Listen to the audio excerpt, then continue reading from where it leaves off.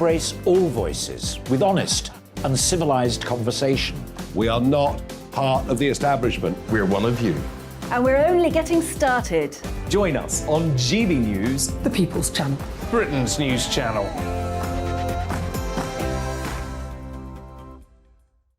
Hi there, it's Stephen and Anne. At breakfast from 6 a.m, you'll always be caught up with everything you need to know, the latest headlines, opinions and debates. We'll bring you the good news and the bad, but most of all, we're here for you. Remember, send in your views and let us know what you would like us to talk about. That's because we're your news channel. And every morning at 6 a.m, it's breakfast on GB News. My name's Tom Harwood and join me 9:30 a.m. every weekday for The Briefing, your one-stop shop for everything you need to know about what's going on in politics today. I wonder if this is a deal that might need to be like the biscuits in this factory, twice baked. Is there not an opportunity here to win out against the extremes? Tom Harwood, GB News. What are you going to do about it? Things should have been done differently, and they certainly are being done differently. Don't miss it. The Briefing with me, Tom Harwood, 9:30 Monday to Friday on GB News. Where would you like to go? Just take me to the studio, please, mate. You know where you're going. I've got a show to do. Friday Night Feast on GB News, 7 p.m. And it's like nothing you've ever seen before. We take a different angle on the week's biggest news stories. The viewers and listeners set me some absolutely mad challenges to do. We tried to rehome a rescue dog. And yes, there's some other wacky stuff in there as well. I feel like I could take on the world. Well, that's that. Friday Night Feast with me, Patrick Christie's, every Friday, 7 till 9 p.m. on GB News. Be there.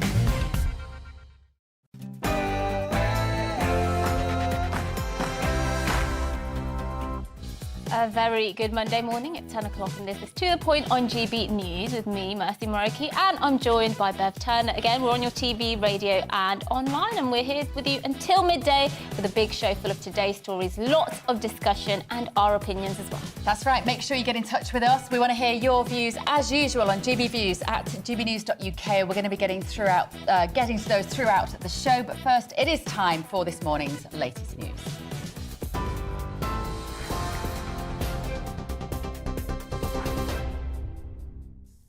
A very good morning to you. It's just 1 minute past 10. I'm Rosie Wright, keeping you up to date on GB News. Now, Danish police say there's no indication that the deadly shooting in Copenhagen yesterday was an act of terror. At least 3 people were killed, 4 were injured when a gunman opened fire in one of the biggest shopping centres in the country. Police believe the gunman was shooting people at random. Video from outside the complex shows shoppers running away. Witnesses say others hid inside. A 22-year-old Danish man is appearing in court today. The Prime Minister is facing calls to explain what he knew about allegations of inappropriate behaviour involving the MP Chris Pincher before giving him a job. Well, Boris Johnson is alleged to have called him Pincher by name, Pincher by nature, before making him Deputy Chief Tory Whip. Chris Pincher was suspended from the Conservative Party and resigned after claims emerged that he groped 2 men last week. Since then, 6 new allegations have emerged, dating back several years, all of which Mr Pincher denies. The Minister for Children, Will Quince, says he's had assurances the Prime Minister knew nothing about previous claims. Having heard about the testimony and what's now coming out in the papers over the past few days, I can't believe that anybody, let alone the Prime Minister, in the knowledge of that information, would have appointed Chris Pincher to government, let alone to the position of Deputy Chief Whip. Traffic was temporarily brought to standstill on the crossing of the River Severn this morning in a protest over high fuel prices. There's a convoy of about 20 vehicles driving slowly on the Prince of Wales Bridge. Several other go slow demonstrations have been taking place on UK motorways. The price of petrol hit a record high of more than 191 pence per litre. One protester, Vicky Stamper, says she lost her job as a lorry driver because she couldn't afford to fill up. People need to realise that the government works for us, not the other way around. And I think a lot of people have mistaken that. And they need to pull the head out the backsides, basically, and wake up to this. Because it's not going to end until something gets done. International news now, and the Ukrainian President Volodymyr Zelensky has vowed to regain lost territory as Russia claims full control of the eastern Luhansk region of the country. Ukraine's forces withdrew from the bombed-out city of Lysychansk, saying it was a tactical decision to save the lives of soldiers. They plan for troops to regroup and launch a counter-offensive with the help of long-range Western weapons. Well, it's as the UK's Foreign Secretary Liz Truss will pledge Britain's long-haul support for Ukraine.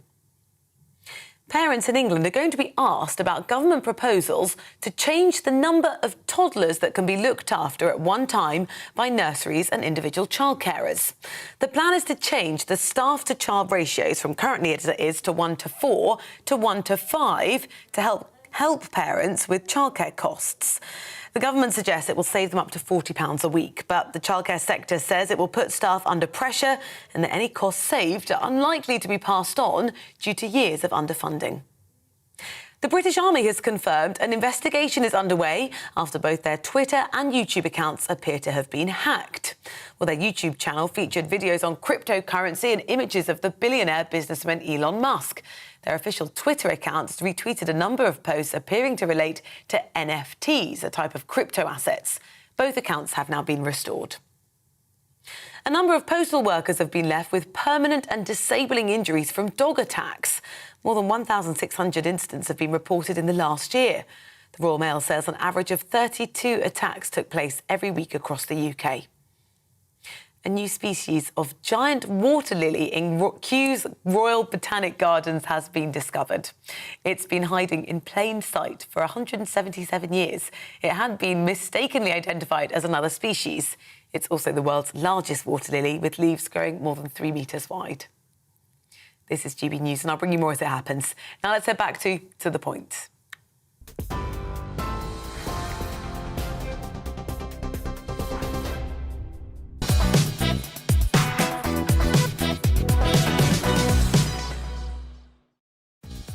Good morning, this is To The Point on GB News with me, Mercy Moroki, and Bev Turner on your TV, radio and online. Here's what's on the menu.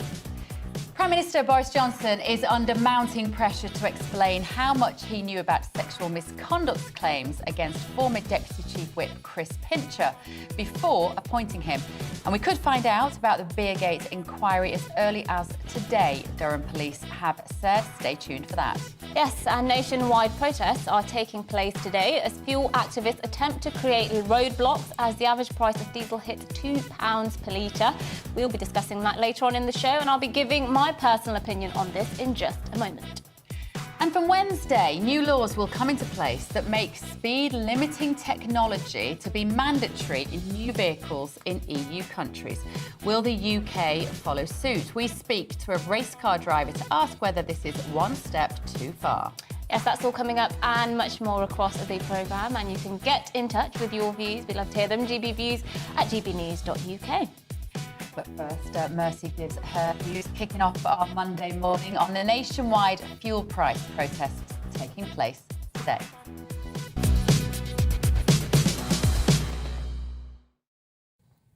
If you're a driver or rely on a petrol or diesel vehicle in any way, you will undoubtedly be feeling the pinch at forecourt. I mean, how can you not? Figures show that fuel hit a new high over the last few days, with petrol rising to over 191 pence a litre, diesel at just over 199 pence a litre. On top of this, nearly 45% of all the money we pay for petrol and diesel is taken by the taxman, with 27 to 28% in fuel duty and 17% being on VAT at 20%. Not a single person in this country does not want to see fuel prices go down. Well, apart maybe from the eco-extremists who want to see cars banned from the face of the earth altogether. But otherwise, it's one of the very rare issues for which we are all in the same boat. Not a single person I know would not support the cause of the government cutting the cost of fuel. So please, somebody tell me why protesters under the guise of fuel price stand against tax, that's what the group are called, are from today blocking roads to protest against fuel prices. They're expected to block the Prince of Wales Bridge crossing between England and Wales, with the disruption also possible in Essex and Gloucestershire.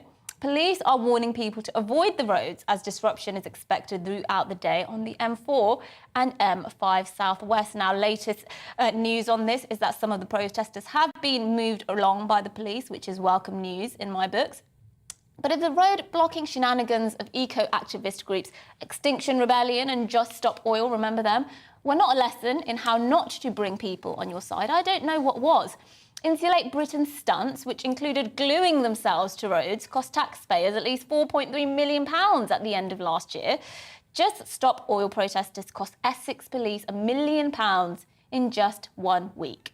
That's not to mention, of course, the lost productivity because people couldn't get to work, the ambulances stuck in traffic. In fact, a court heard in April how Insulate Britain caused an ambulance trying to race to a chest pain call-out to be delayed by nearly an hour. I just don't get it. If everyone is already on your side, if the government is well aware of how angry voters are about the astronomical cost of filling up, if the Chancellor has already promised he's examining another cut in field duty, what's the point of annoying tens of thousands of ordinary people just trying to get where they're going? As the government have pointed out already, these traffic delays will actually only add to fuel use. Blocking drivers to make the point that life is getting harder for drivers is like blocking supermarkets because kids are going hungry, or blocking gas supplies to protest the rising cost of heating your home. It's all a bit counterintuitive. And yes, I'm being a bit facetious, but surely their protests are counterproductive. So my message is this to those that so-called group, Fuel Price Stand Against Tax. Dear protesters, please stop blocking the roads. It's awfully annoying. Life is already tough enough at the moment for people, so please could you kindly get on your bikes and get off the flipping roads. Love, a disgruntled driver.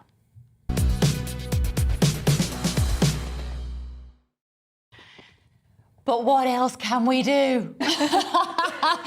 That's the only thing I want to know. What else can we do, Mercy? We've got to do something. We're being... Yeah, the government has to do something, but I don't think anything these protesters do will change any of that. You know, the government, Rishi Sunak, isn't suddenly going to wake up today and say, you know what, yesterday I wasn't going to cut fuel duty, but now that I've seen these people blocking up the M4 and the M5, I've changed my mind and I'm going to make an announcement. We have a bit of history in this area, and if you can remember, we would love to hear your recollections, because we've had previous fuel protests before. There was one in, I think it was autumn 2000, when Tony Blair was in power, and there was a massive run on fuel, and we emptied all the petrol tanks. And I have a feeling the government did do something because they had to. Well, as you know, I remember the year 2000 very, very well. I was a mere 5 years old. Exactly. But yeah, look, I understand the need for protest, and I'm not saying protest doesn't ever work. Of course it does, and it's an important civil right we should have. But I'm just saying this, you know, people are struggling to get to work. They're filled up. It's costing them more than ever before. It's awful. Doing this is not actually going to help. I just don't know what can, though. What can we do? I feel like it's a time for people power. I'd rather people protesting about this on our roads than protesting about, you know, Extinction Rebellion and gluing themselves to pavement for net zero reasons. Yeah, I mean, we need to. I think what we need to do is the voters need to let it be known that if you don't cut fuel duty, I'm not going to vote for you. We're not going to vote for you at the next general election. They need to make that very clear. They need to be writing to their MPs saying, you know what, I voted Conservative, but if these prices keep going up, I'm not going to vote Conservative again until I can actually afford to live my ordinary life. Well, let's see. Yes, now let's go to our top story. There's a lot happening in politics, and Prime Minister Boris Johnson is under mounting pressure to explain how much he knew about claims against former Deputy Chief Whip Chris Pincher before appointing him. That's right. Over the weekend, a number of new allegations emerged about Mr Pincher, who resigned from his government role on Thursday following claims that he groped two men at a private members' club in London. Yes, but Boris Johnson is not the only one facing questioning. Labour leader Sir Keir Starmer may find out today if he's going to be fined by Durham police over Beergate. That's right. On the day in question, the Labour leader and his deputy Angela Rayner, we're all familiar with this, had a beer and a takeaway with activists in Durham after a day of campaigning with local MP Mary Foy. Starmer has vowed to step down from his position as Labour leader if he's handed a fixed penalty notice. He might come to regret that. Yes, indeed. And now to discuss this further, we have the political editor of the Sunday Mirror and Sunday People, Nigel Nelson. Thank you so much for joining us. What do you make of this? Especially, I'm interested in this Boris Johnson story, because I don't know if you remembered, but a few years ago, of course you would remember, a few years ago, there was a list published, leaked, a dossier of 36 Conservative MPs who were maybe a bit handsy, and this included things like people being inappropriate with researchers, long history of inappropriate behaviour, perpetually intoxicated around women. The Conservatives have known that they have a problem with many MPs. Can Boris Johnson claim ignorance on this? Well, if he is going to claim ignorance, he's one of the few people in Westminster who hadn't heard rumours about Chris Pincher. I mean, what Number 10 say is that he had heard those rumours, but these were unsubstantiated allegations, and that's why he allowed Chris Pincher to become Deputy Chief Whip back in February. Now, this really doesn't sort of hold water on the basis that you don't kind of apply for senior jobs in government as you would with any other kind of post. You don't send in your CV or go for interviews or anything like that. It's entirely in the Prime Minister's gift. And you would have thought there were enough warning bells ringing, unsubstantiated or not, for him not to do this. So that's mistake number one, which has angered Tory MPs. Mistake number two is that once we have these allegations out there and Chris Pincher has resigned his position as Deputy Chief Whip, Boris Johnson then didn't suspend him from the parliamentary party. Now, it was glaringly obvious to everybody on Friday that that position was not sustainable. And sure enough, Boris Johnson did his U-turn later on in the day. And now Chris Pincher is an independent MP. Yeah, and what do you make of, in the Telegraph this morning, it's been reported that Tory rebels are actually plotting now to elect a new executive to the 1922 Backbench Committee, which will basically be in favour of changing the rules so that they can hold another leadership election before that one-year limit that currently is in place. How do you think this is going to turn out? Because this might be very bad news for the Prime Minister as well. Well, I mean, I think that the MPs I've talked to are a bit divided about this. I mean, Boris Johnson himself might be a rule breaker, but they're not quite sure that they want to start changing the rules for their convenience.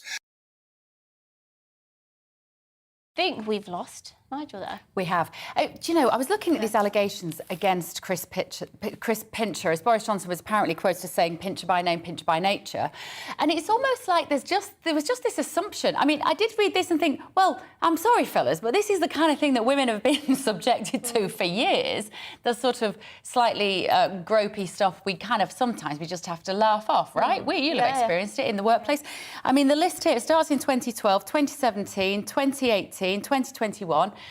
Nigel, I think you've come back to us. We're just talking about this list of allegations, and it is significant, these allegations against Chris Pincher that started in 2012. He was apparently made an unwanted pass at Tory candidate Alex Storey back in 2017, 2018. It's ridiculous to think that Boris Johnson and other members of the Conservative Party can't deny that they didn't just turn a blind eye to this sort of culture of what was apparently described as just being a bit handsy. No, I think that's right. And the whole point was that they promised after the various sex harassment scandals of 2017, there would be zero tolerance for something like this. And it doesn't look like that Boris Johnson has actually exercised that zero tolerance.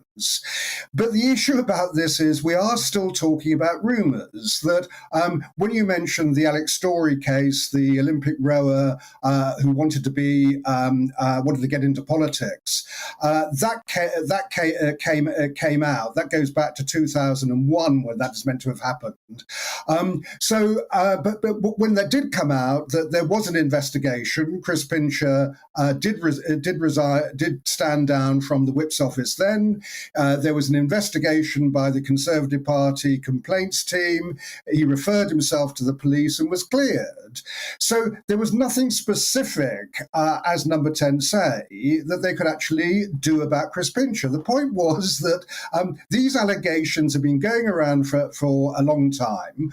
Most people knew about them. It should have been glaringly obvious to Boris Johnson that this probably wasn't a terribly good idea to put him into this senior position in government where one of his jobs would be in charge of the welfare of MPs. But that does raise another question, which is if this has been long-standing, why now? And lots of people do email in all the time saying there is just an out attempt to overthrow Boris Johnson that is constantly ongoing, and when they fail in one area, they move on to the next thing. So what do you make of that? I mean, is this just all part of a long-standing concerted effort to get rid of him? Well, I mean, it's another reason to get rid of him, really. I mean, certainly you're absolutely right, Mercy. It's been fairly long-standing amongst Tory MPs that they don't think he should be Prime Minister and their leader. So certainly it's that. But it comes down really to Boris Johnson's political judgment. I never thought he would make much of a Prime Minister, but I did think he was quite an astute politician. And since he's been Prime Minister, he's proved himself not to be. Chris Pincher is just the latest in a whole series of misjudgments he's made. And Tory MPs are saying, look, it was glaringly obvious what he should have done in this case. And they can't believe he didn't do it. So this is the reason for the ongoing kind of campaign to try and get rid of him. And bear in mind, we are talking about we know from the no confidence vote, 2 in 5 Tory MPs don't have any faith in him. Now, had they held that vote after the Tiverton by-election he lost so badly, it's quite likely he wouldn't be here today. OK, thank you so much. Nigel Nelson there from the Sunday Mirror, from the Mirror. Thank you very much. Yeah. I think I called him Nigel Lawson earlier, actually, which is a Conservative peer. I think that was ageing him by a couple of decades. Easily done, easily done. Yes, well, after the break, we'll be looking at the nationwide protests aiming to bring many roads to a standstill. Activists are calling on people to cause roadblocks across the UK as the average price of diesel hits £2 a litre. More on that later. But first, here's the weather. Looking ahead to today's weather, and the UK is looking blustery with frequent showers in the north, but drier and brighter across the south. Here's the details. Lunchtime across the southwest of England will be rather cloudy with a few showers around, especially across Cornwall and West Devon. Temperatures will be around 16 or 17 Celsius. Southeast England and East Anglia, however, will be drier, although here sunshine will be rather limited. Despite the cloud, temperatures will be around 20 Celsius. After a cloudy morning across Wales, come lunchtime it'll be brightening up, although there may still be a few showers in the south. Skies will also be brightening up across parts of the Midlands. However, southeastern parts will remain rather cloudy throughout lunchtime. In the sunshine, though, it will be feeling rather warm. Northern England will have a rather blustery lunchtime with some showers, especially towards the west, and it'll feel rather cool in the breeze, but sheltered and in the sun, it'll feel fairly pleasant. Showers will also affect much of Scotland, with the heaviest and most frequent across the northern and western parts of the country. It'll also be rather windy, making it feel pretty cool there. And it'll also be pretty fresh across Northern Ireland, although those showers may start to ease a little as we'll move through lunchtime with some sunny spells developing. So it'll remain showery in the north during the rest of the day, but southern areas will turn drier and brighter. And that's how the weather's shaping up for the rest of the day.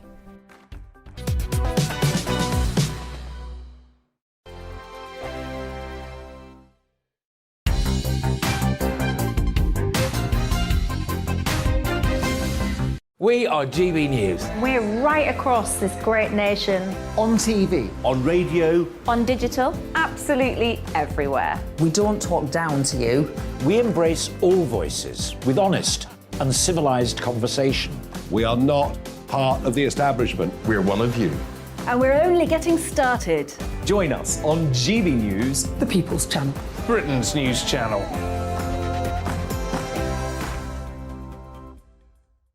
Hi there, it's Stephen and Anne. At breakfast from 6 a.m, you'll always be caught up with everything you need to know, the latest headlines, opinions and debates. We'll bring you the good news and the bad, but most of all, we're here for you. Remember, send in your views and let us know what you would like us to talk about. That's because we're your news channel. And every morning at 6 a.m, it's breakfast on GB News. My name's Tom Harwood, and join me 9:30 a.m. every weekday for The Briefing, your one-stop shop for everything you need to know about what's going on in politics today. I wonder if this is a deal that might need to be like the biscuits in this factory. twice baked. Is there not an opportunity here to win out against the extremes? Tom Harwood, GB News. What are you going to do about it? Things should have been done differently, and they certainly are being done differently. Don't miss it. The Briefing with me, Tom Harwood, 9:30 Monday to Friday on GB News. Where would you like to go? Just take me to the studio, please, Matt. You know where you're going. I've got a show to do. Friday Night Feast on GB News, 7 p.m. And it's like nothing you've ever seen before. We take a different angle on the week's biggest news stories. The viewers and listeners set me some absolutely mad challenges to do. We tried to rehome a rescue dog. And yes, there's some other wacky stuff in there as well. I feel like I could take on the world. Well, that's that. Friday Night Feast with me, Patrick Christie's, every Friday, 7 till 9 p.m. on GB News. Be there.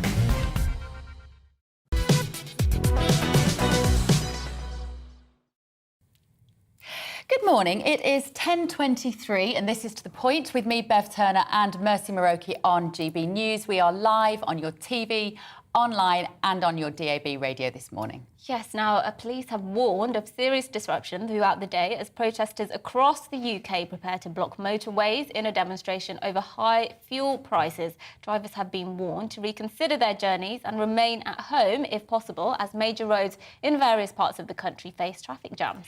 Protests will target mainly 3-lane motorways and see slowdowns on 2 lanes. The protests are understood to be organised via social media under the banner Fuel Price Stand Against Tax. That's snappy, whoever thought of that?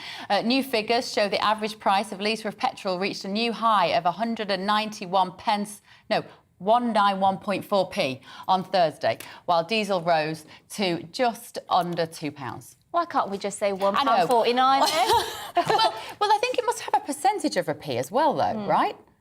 Yeah. That's what I think those prices are telling us. Yeah. Because it's 0.1 of a p. Yeah, which is It's meaningless. Unless you put 10 litres in, then it's 1p. Anyway, enough maths for this morning. Let's get more on this story from our East of England reporter, Ed Crawford, who is in Colchester this morning.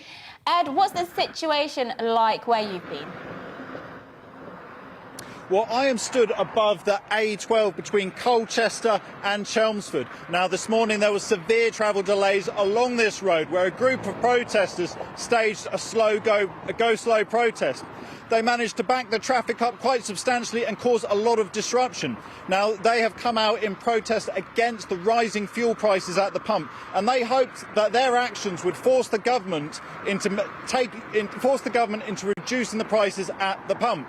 We don't know whether this is having an effect so far, but as you can see along the A12, it's all clear and it's all back to normal. However, the protests are continuing in other parts of the country along the M4 and the M5. And we don't yet know whether these protests will spark continuous protests or will have further far-reaching implications. When the traffic did slow down and back up, I'm presuming you were there at that point, or whether you're just reporting what you've been told happened down there. Did you feel that there was a sense that motorists were on board, or were the people at the back of the queue beeping their horns noisily in disapproval of the action? To be quite frank, it's hard to tell. I think there was mixed emotions. A lot of people were quite stressed because they're getting to work. The A12 is a busy commuter road that a lot of people take from Colchester going through to London. However, there were a lot of people who were signalling support. When the traffic slowed down, a lot of people wound down their windows and they told me that they support the crisis because they support the protest because the fuel prices have got out of control. As we know, roughly a year ago, it was about £70 to fill the average family car, whereas now you're bumping up to about 100, 105. So people are feeling the pinch, and a lot of people are saying that they've had enough.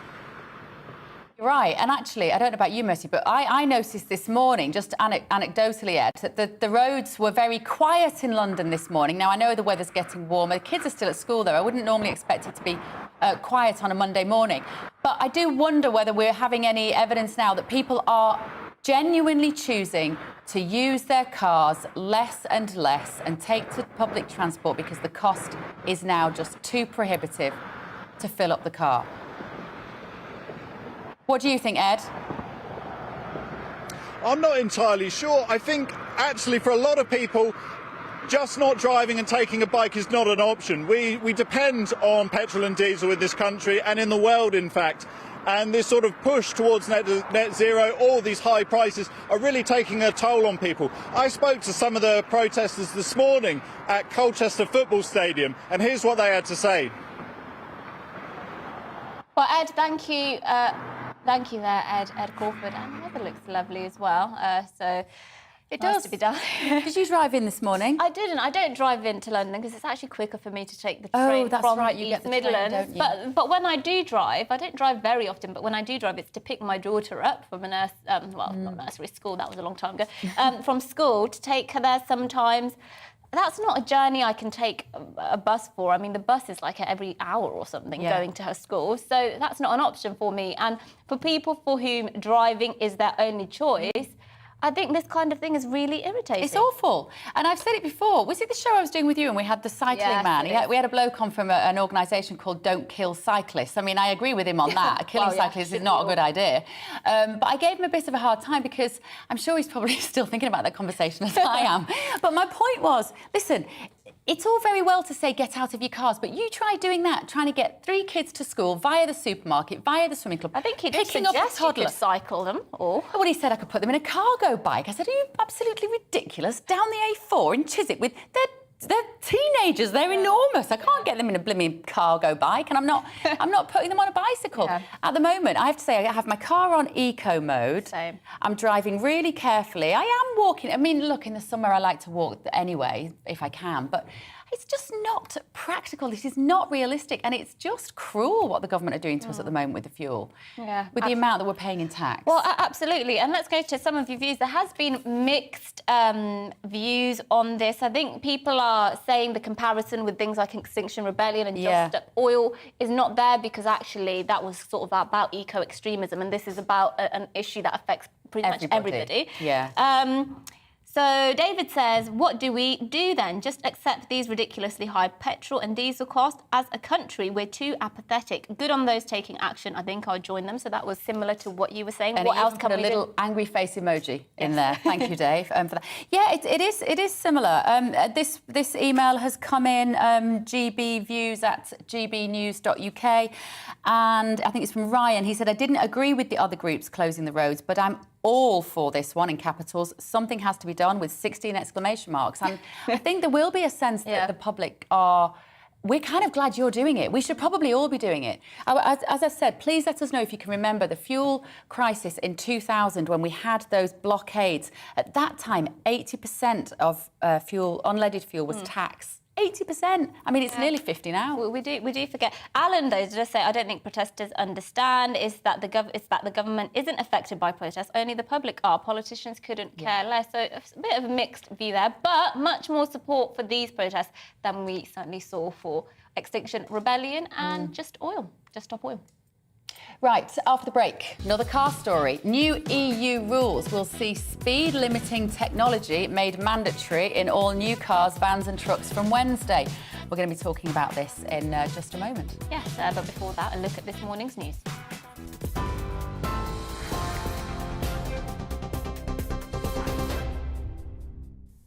It's 10:31. I'm Rosie Wright, keeping you up to date on GB News.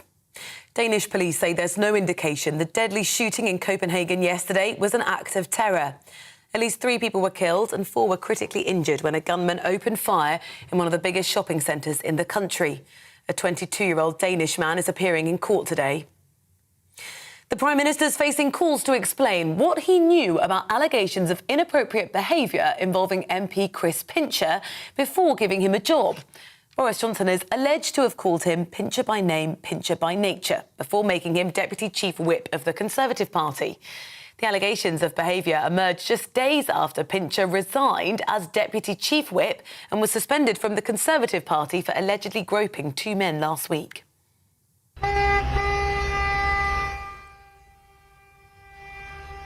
Traffic was temporarily brought to a crawl on the crossing of the River Severn this morning in a protest over high fuel prices. A convoy of about 20 vehicles have been driving slowly on the Prince of Wales Bridge. Several other Go Slow demonstrations have been taking place today. It's as the price of petrol hit a record high of more than 191 pence per litre. The Ukrainian President Volodymyr Zelensky has vowed to regain lost territory as Russia claims full control of the eastern Luhansk region of the country. Ukraine's forces withdrew from the bombed-out city of Lysychansk, the last major city in the region to fall to Russia, saying it was a tactical decision to save lives. It's as the UK's Foreign Secretary Liz Truss will today pledge Britain's long-haul support for Ukraine. TV online and DAB+ radio, this is GB News.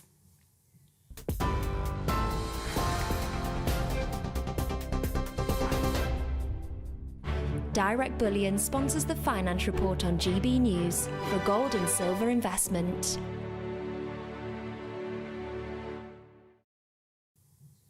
Here's a quick snapshot of today's markets. The pound will buy you $1.212 and 1.161 euros. The price of gold currently stands at £1,491 and 4 pence per ounce. Direct Bullion sponsors the Finance Report on GB News, investments that matter. We are GB News. We're right across this great nation. On TV. On radio. On digital. Absolutely everywhere. We don't talk down to you. We embrace all voices with honest and civilised conversation. We are not part of the establishment. We're one of you. And we're only getting started. Join us on GB News, the People's Channel. Britain's news channel.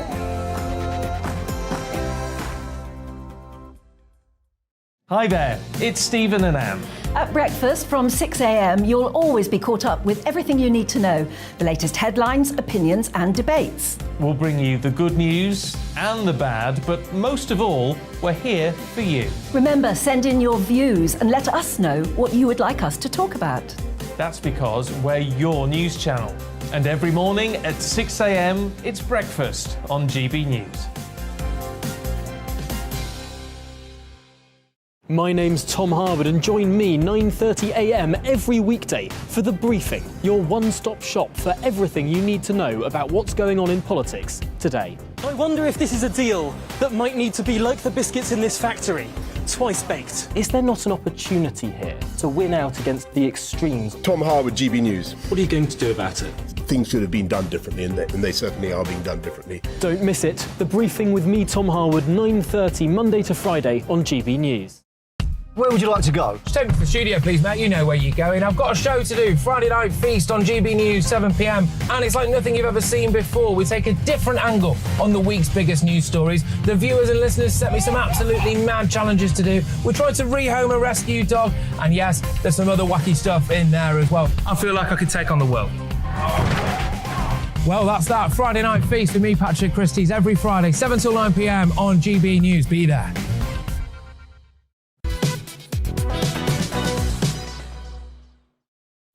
Good morning, it's 10:35 and this is To The Point with me, Mercy Moroki, and Bev Turner today on GB News. We're live on your TV, online and radio. Now, new EU rules will see speed limiting technology made mandatory in all new cars, vans and trucks. From Wednesday, all newly launched models sold in EU countries will need to have intelligent speed assistance. Yes, well, that's ISA, and these systems should be installed as standard according to these new EU rules, and the speed limiting systems use GPS, sat-nav and cameras to identify the legal limit and will warn drivers to slow down if they're going too fast. And if they don't, the car can restrict engine power. Will they just get out of our lives, please, and out of our cars? The move comes after the European Parliament in 2019 agreed to mandate the tech to combat excessive traffic collisions and injuries on the road. However, the UK government is still to confirm if it will be a requirement here in 2022. Yes, so where do we stand in terms of having speed limiters in our cars? Well, we're pleased to be joined now by Amanda Stretton, former motorsports racing driver. Thank you for joining us this morning. Look, as I understand it, some of the newer cars in the UK already have this system built into them, and you can actually manually override it anyway. So don't you think this is just the EU? This is just bureaucracy, really, for no reason when people can manually override them? Sort of, yeah. I mean, it's a tricky one because we know that the vast majority of road accidents that take place are actually caused by speed. So this is a step that's trying to make the roads safer for everybody, because if we can manage people's speed, we can obviously create safer roads. The other thing to really mention about speed is that it's one of the biggest causes, aside from just simple congestion, for congestion on the roads. People travelling too fast, and then it causes these bottlenecks. Everybody slows down, and sometimes, people are very familiar on motorways having a standstill, and there seems to be no apparent reason for it. Speed is generally the contributing factor for that. So this is technology that's designed to sort of keep the roads flowing. It's one more step in the road towards autonomy, but it's definitely been brought in from a safety perspective. Now, as you mentioned, the EU have now mandated that this is going to be law, and all cars are going to be required to have it from Wednesday. I think the idea that the UK is going to, whether or not we legislate for it or against it, I almost think is academic, because it's actually prohibitively expensive for car manufacturers not to put it in cars that are coming to the European market, because it's actually just cheaper if you've got a production line running, just to keep that production line sort of uniform and all the same bits put in. So I actually suspect most cars being sold in the UK will have it, whether or not it's mandated or not. That's fascinating, Amanda. I think that's such an interesting insight, that we might feel that it isn't coming here, but eventually it inevitably will, because we won't have a choice. The other part of this, I imagine, therefore, is that the government have to establish the technology on our roads to slow us down and slam on our brakes if we're not doing it. That doesn't sound like the kind of thing that could happen overnight, is it? Well, first of all, this technology isn't going to slam on the brakes. So what's going to happen with this is it will give you either a visual warning on your dashboard, or perhaps what's known as a haptic warning, where the steering wheel might vibrate. So you're going to be alerted to this. As you say, it is possible to switch it off as well. So if, for example, you're trying to overtake another car, for example, and you're therefore accelerating and momentarily breaking the speed limit, what it isn't going to do is sort of stop you as you've pulled out into maybe the oncoming traffic lane. You can just override it like that. So it's not actually going to be slamming on the brakes, but it is using technology that's already in existence. So as you say, GPS and sat-nav, we know what the rules are. We know what the rules are regulated. This technology has been available in black boxes for many years, where drivers are monitored and the insurance companies know what roads they're on and what the speed limit is. The other thing that is being used now are the cameras. So the cameras, forward-facing cameras in cars, can actually read things like variable speed limits on motorways, on the smart motorways that we're seeing. And again, even though it knows that you're on the M1 and the M1 may be 70 miles an hour, you may be in a 50 or even a 40, and it will again tell you. I mean, at the very height of this technology, and as you say, it isn't here yet, it might be, but in the EU, in some areas, and some particular cars, they will be slowed down, won't they? There is the technology exists that the car will be slowed down by something outside of that vehicle. That's right. So what it does is it actually restricts the engine power. So as you try to accelerate, it will restrict the power and it won't. However, if you firmly put your foot on the accelerator, it will automatically override. So again, safety has to be taken into account here, and it isn't just going to simply abandon you. But I think the other thing that actually I feel quite strongly about is the cost implication of this, because implementing new technology, actually a lot of this technology is already available in certainly the mid to high end cars that are being sold. So actually this isn't really new. What is new is it coming into the sort of entry level and the lower part of the market. People are already feeling, with the story you've just had about fuel prices, motoring, getting about, and it's an essential part of our lives, getting about, is simply becoming more and more expensive. And for people buying new cars, this is just going to be an added cost, particularly at that bottom end of the market. And it's not just the cost at purchase, it's also repairs, insurance, all of it is going to have a knock-on effect. Because if you just have a little prang, dent your bumper, but you've actually damaged your forward-facing cameras, your bumper is going to cost an awful lot more to repair than just a simple touch-up and paint job. So this has a knock-on effect all the way through the market. Yeah, absolutely. I do wonder, though, I mean, it's all well and good, all this technology sort of trying to make us drive better, but the amount of drivers I see who, not necessarily because of speed, but who nearly cause accidents just because they're terrible drivers, they don't stay in their own lane, they're just not following the rules, they're not looking. I mean, shouldn't we be focusing on that aspect of things to make our roads safer? Because I see so many terrible drivers who should not have a driving licence. That's a difficult one to legislate about, because you're essentially trying to ban people who you don't consider to be good drivers. Well, but I know what you mean. A stricter driving test, maybe. Maybe that's why we have so many accidents. I just wonder whether there should be, Amanda, a regular... As much as I hate the fact that I'm saying this, 'cause it's not something I'd want to do myself, but whether we should have to have regular tests every few years to see if you recognise, because the street signs are changing every blimmin' day on my street. I'm never quite sure what anything means anymore. And whether we should be refreshing. When people arrive here, maybe they've got their licence in a different country, should they have to sit the British driving test? I kind of think we probably should be starting there. Well, some of that is already in place. So if you are a foreign national outside of the EU, you can drive in the UK for a year, but then you will have to take a British driving test. So some of that is already in place. The other point about regular driving tests, I mean, you're right. You know, when smart motorways were first introduced, people didn't really understand whether the speed limit on the smart motorway was actually mandatory or advisory. Yeah. And a huge number of people were getting fines. And that's because well over 3/4 of the drivers on our roads actually passed their test and began driving before these things ever came in. And it was never really clearly communicated. So there is a big argument that, you know, certainly communication should be made a lot better when changes to our roads are made. But all of this is actually a step in the direction of autonomy, and that's another hugely contentious issue. People either love it or hate it. The biggest problem with autonomy is it's going to make our roads safe, it's going to make our roads just run much smoother, but not everybody is going to want to do it. But what about you as a racing driver? I was so pleased when they said you were doing this item today, because not only am I familiar with your work as a racing driver, but I was just really interested to know that you love driving a car. You don't want the government's camera slowing you down, Amanda Stretton. You want to feel that car. You want to be in charge of your vehicle, do you not? I do. You're absolutely right. And that is the big problem, because when we look at autonomy, what's almost impossible is to have autonomous cars on the road at the same time as manually, as in human-driven cars. With capable drivers. Yes, please.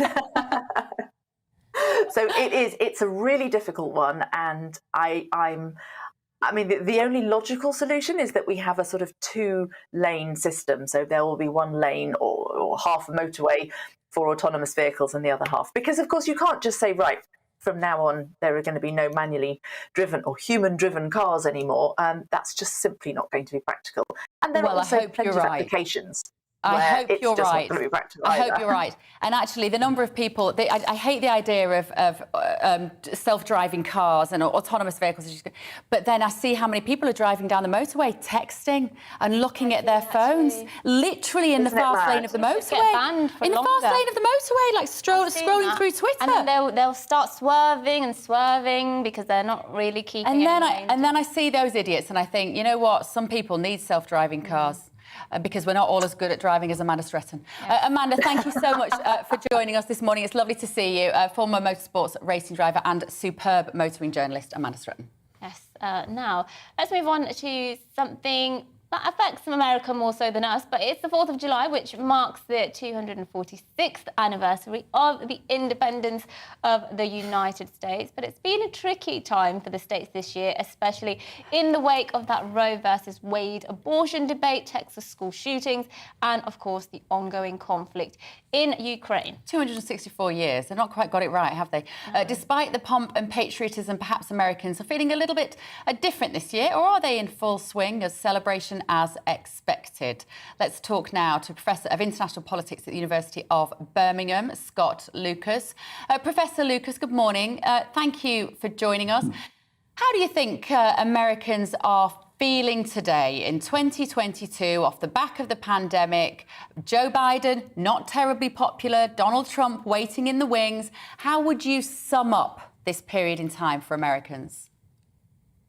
Well, first of all, happy 4th of July, or as my British friends call it, the day that you got rid of us lot. You know, living over here, and I'll still be calling back to my parents and my sisters who are in the states of Florida and Georgia today, and they'll have their concerns, just like you've been talking about concerns today.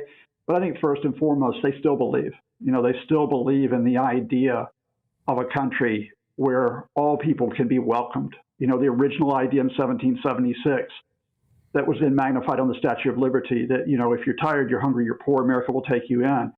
Now, that idea has been damaged in recent years. I think it's been damaged because of a political culture where a lot of shouting has replaced conversation, where a lot of division has replaced dialogue. There are a lot of hot button issues that we could discuss today, like gun control, like abortion, like immigration. But I think the biggest threat that has been escalated was the fact that, you know, we are only 18 months away from what was, and I know what this word means, from what was an attempted coup. I mean, it was an attempt by a man who was in the White House to cling on to power by instigating his supporters who wound up attacking the Capitol building. The first time that the Capitol had been attacked since the Brits burned it down during the War of 1812. And we're still trying to deal with that. We're going through the hearings from that to try to get accountability. And I think beyond accountability, we're trying to deal with on these issues to find a way back where we don't simply go Democrat versus Republican, right versus left, but we actually try to find a way forward, which is for the benefit of all. I think this is probably the most important time in America since the U.S. Civil War, which was in 1865. I think it's the biggest challenge to American democracy. But as we'll see today, if Americans continue to believe in that democracy, the system will stand. Yeah, I mean, my question would be, if Joe Biden's the answer, then what on earth is the question? Because I'm not sure Joe Biden has necessarily improved things in America. And I think a recent poll actually shows Trump is slightly ahead of Joe Biden in if he was to run again, of course. I mean, do you think Joe Biden can last another term and perhaps fulfill that dream that Americans have of making America great? Well, you know, that'll be up to the voters in 2024. And we still have to get through congressional elections in 2022. What I prefer to do is, rather than target an individual, is actually look at the issues that we're dealing with. Economically, the United States is in a position where we are in the UK and a lot of countries, which is the combination of the war in Ukraine, the effects on energy supplies, the effects on food supplies, is driving prices up. It is in a position where the U.S. is having to devote a lot of expenditure, a lot of military aid, as we are, to support Ukraine against the Russian invasion. It's having to deal with the fact that the immigration system has been broken in recent years, was broken during the Trump administration. But the adults are back in the room. And by that, I mean, beyond the superficial headlines, you know, Sleepy Joe trying to mock him, there are people in Washington who are actually back to the fact that they are trying to deal with these problems by working together as agencies. Whereas what we had seen in the previous years, whether you're talking about coronavirus, immigration, or ultimately the false claims about the stolen election, was a president who didn't believe in his agencies, didn't believe in the courts, and in the end, didn't believe in the Constitution. To that extent, I think we're in a better situation than in 2020, whether or not Joe Biden is the guy who is the Democratic nominee in 2024. OK, all right, thank you ever so much. That was Professor Scott Lucas from the International Politics Department at the University of Birmingham. I think it's going to be, I think these midterms later this year are going to be absolutely fascinating. And I think that, there are lots of people, like I am one of them, who have felt so frustrated and so disgusted by a lot of the things that the Biden administration had done, particularly in terms of civil liberties, that felt myself wanting Trump back in the White House. And I can't believe I'm saying that. And then the Roe versus Wade happened, and the Trump lot were all lining up going, yep, quite right too. And then Biden was going, no, this is bad. And then now, Mercy, I don't know where I sit on it. Yeah, well, I mean, there's this Florida governor, Ron DeSantis. Love him. Actually, do you like him? Love him. I thought we'd disagree on him. He's a real man in the room. I'm not. You know what? If he doesn't believe in abortion, don't tell me that. I'd rather not know, because at the moment I love him. Oh, well, I'll keep quiet on that one then. Oh, no, don't tell me that. Let's discuss this a bit further with US political commentator Laurie Laird. Laurie, happy Independence Day to you. Ladies. How are you celebrating today? And what do you think? Do you think America's better now than it was perhaps 4, 5, 6 years ago? Well, I'm celebrating July 4th in that time-honored American tradition by taking a trip up to Birmingham to watch the cricket, which is a little bit of an unusual way to celebrate July 4th. But let's go back to what the professor was saying. The divisions in America, as you ladies mentioned, are massive. But I think the 4th of July is a day where people will put those aside. I don't think Americans look at the 4th of July as anything other than a midsummer holiday. It's about barbecues. It's about fireworks. It's not so much about introspection and about where we are as Americans today. What do you think the mood is in America about Ron DeSantis? We were just talking about him, the Florida governor. He has taken a very particular stance, Laurie, on lockdowns, being anti-lockdowns, being pro-choice in terms of vaccination of children. He said we will never lock down. I mean, he's just been such a strong leader and such a defender of individual liberties. Will there be enough groundswell of support for him in America, do you think? I think Ron DeSantis is a politician. It's difficult to know what he really thinks about anything. I think he sees that. I think I know exactly what he thinks about everything. Oh, I think he's been very clear about how he feels and what his values are. I think he's playing to a gallery a little bit. I think he has realized that the Make America Great Again is something that a lot of Republicans, the Republican base, really, really support. I don't think that base so much wants Donald Trump to deliver that message. They want that message delivered by someone else. I think Ron DeSantis is a very clever politician, and I think he has realized that he might be the man to deliver that message. He's playing a bit of a game here, because by putting his head above the parapet, by testing the waters to challenge Donald Trump in Republican primaries, he is setting himself up to be knocked down by Donald Trump. And I think the interplay between these two politicians will be very interesting and will define the Republican Party for a long time to come. DeSantis is the only politician. There are a lot of names in the frame for future presidential candidates in the Republican Party. Nikki Haley from North Carolina, the ex-U.S. representative to the UN. We think that she has her eyes on a presidential run. Mike Pence, the ex-vice president, also has his eyes. But it's only DeSantis that has put his head above the parapet, and the interplay between these two men will be very, very interesting. It really will. It really will. Thank you very much, Laurie Laird, there, US political commentator. My pleasure. That wasn't the best connection, was it? But yeah, I mean, who knows? The way the world's going, we might end up with Meghan Markle as the US president in a couple of years. There's a thought, eh? There is a thought. No, don't make that happen. That's not going to happen. Oh, she definitely got her sights on that, hasn't she? But not for a very long time, I don't think. Yes, well, keep all your thoughts coming into us on our email, gbnews@gbnews.uk. We'll be back in just a moment with all the top stories and plenty of your views after this short break. But here's the weather first. Hello again, I'm Aidan McGibbon from the Met Office. A breezy day with showers in the north, but drier weather further south with some sunshine, although there is a lot of cloud at the moment as a couple of features sink south across the UK.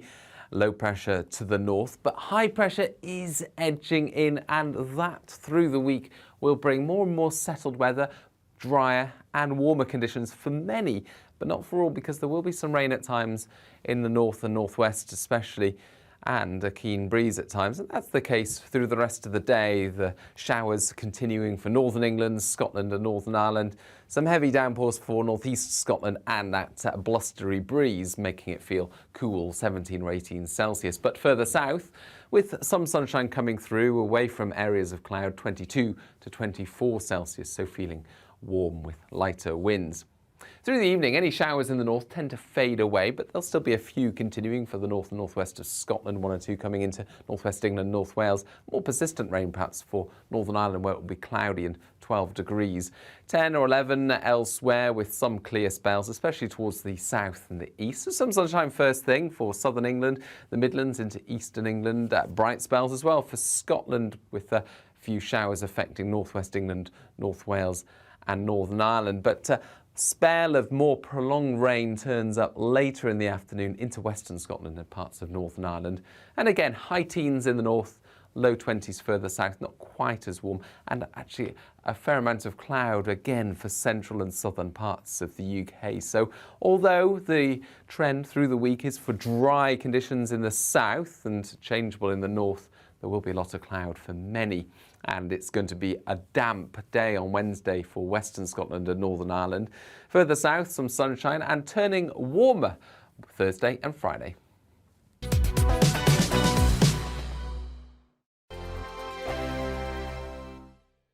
We are GB News. We're right across this great nation. On TV. On radio. On digital. Absolutely everywhere. We don't talk down to you.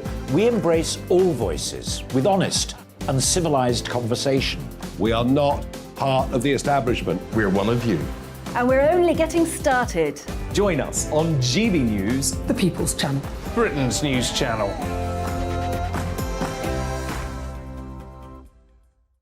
Hi there, it's Stephen and Anne.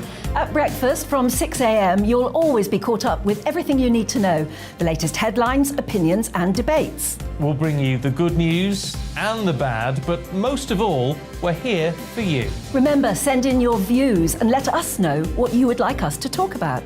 That's because we're your news channel. And every morning at 6 a.m, it's breakfast on GB News.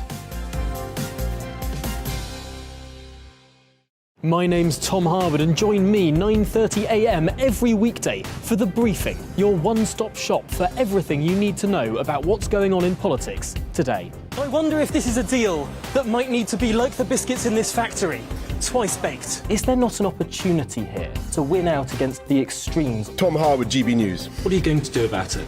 Things should have been done differently, and they certainly are being done differently. Don't miss it. The Briefing with me, Tom Harwood, 9:30 Monday to Friday on GB News. Where would you like to go? Just take me to the studio, please, mate. You know where you're going. I've got a show to do. Friday Night Feast on GB News, 7 p.m. And it's like nothing you've ever seen before. We take a different angle on the week's biggest news stories. The viewers and listeners set me some absolutely mad challenges to do. We tried to rehome a rescue dog. And yes, there's some other wacky stuff in there as well. I feel like I could take on the world. Well, that's that. Friday Night Feast with me, Patrick Christie's, every Friday, 7 till 9 p.m. on GB News. Be there.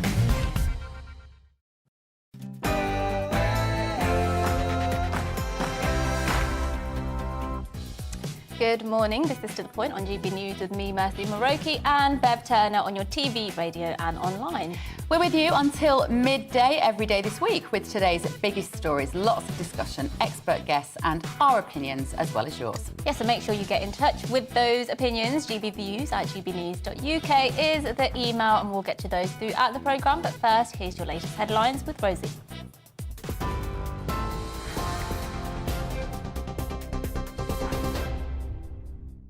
A very good morning. It's 11 o'clock. I'm Rosie Wright, keeping you up to date. Danish police say there's no indication the deadly shooting in Copenhagen yesterday was an act of terror. At least 3 people were killed and 4 injured when a gunman opened fire in one of the biggest shopping centres in the country. Police believe the gunman was shooting people at random. Video from outside the complex shows shoppers running away. Witnesses say others hid inside. A 22-year-old Danish man is appearing in court today. The Prime Minister is facing calls to explain what he knew about allegations of inappropriate behaviour involving MP Chris Pincher before giving him a job. Boris Johnson is alleged to have called him Pincher by name, Pincher by nature, before making him Deputy Chief Tory Whip. Well, Chris Pincher was suspended from the Conservative Party and resigned after claims emerged that he groped 2 men last week. Well, since then, 6 new allegations have emerged, dating back several years, all of which Mr Pincher denies. The Minister for Children, Will Quince, says he's had assurances the Prime Minister knew nothing about the claims. Having heard about the testimony and what's now coming out in the papers over the past few days, I can't believe that anybody, let alone the Prime Minister, in the knowledge of that information, would have appointed Chris Pincher to government, let alone to the position of Deputy Chief Whip. The eastbound carriageway of the Prince of Wales Bridge has been closed after a protest over high fuel prices. A convoy of about 20 vehicles have been driving slowly on the River Severn crossing. Several other go slow demonstrations have been taking place on UK motorways. It's as the price of petrol hit a record high of more than 109.1 per litre. Protester Vicky Stampster says she lost her job as a lorry driver because she couldn't afford to fill up. People need to realise that the government works for us, not the other way around. And I think a lot of people have mistaken that, and they need to pull the head out the backsides, basically, and wake up to this, because it's not going to end until something gets done. The Ukrainian President Volodymyr Zelensky has vowed to regain lost territory as Russia claims full control of the eastern Luhansk region of the country. Ukraine's forces withdrew from the bombed-out city of Lysychansk, saying it was a tactical decision to save the lives of soldiers. They plan for troops to regroup to launch a counter-offensive with the help of long-range Western weapons. It's as the UK's Foreign Secretary Liz Truss will pledge Britain's long-haul support for Ukraine. Parents are going to be asked about government proposals to change the number of toddlers that can be looked after at one time by nurseries and individual carers. The plan is to change staff-to-child ratios from 1 to 4 to 1 to 5 to help parents with childcare costs. The government suggests it will save them up to £40 a week, but the childcare sector says it's going to put staff under pressure and that any costs saved are unlikely to be passed on. The British Army is investigating after both their Twitter and YouTube accounts appear to have been hacked. Their YouTube channel featured videos on cryptocurrency and images of the billionaire businessman Elon Musk. Their official Twitter account has retweeted a number of posts appearing to relate to NFTs. They're a type of crypto assets. Well, both accounts have now been restored. Criminal barristers are staging another week of walkouts in a dispute over pay and conditions. Lawyers are gathering at courts around the country, accusing the government of ignoring issues with the criminal justice system and legal aid funding. Strikes began last week with 3 days planned this week, rising to 4 days the following week and 5 days the week after that. A number of postal workers have been left with permanent and disabling injuries from dog attacks. More than 1,600 incidents have been reported in the last year. The Royal Mail says the average of 32 attacks took place every week across the UK. A new species of a giant water lily in Kew's Royal Botanic Gardens has been discovered. It's been hiding in plain sight for 177 years, but it had previously been mistaken as another species. It's also the world's largest water lily, with leaves growing more than 3 metres wide. This is GB News. I'll bring you more as it happens. Now let's head back to the point.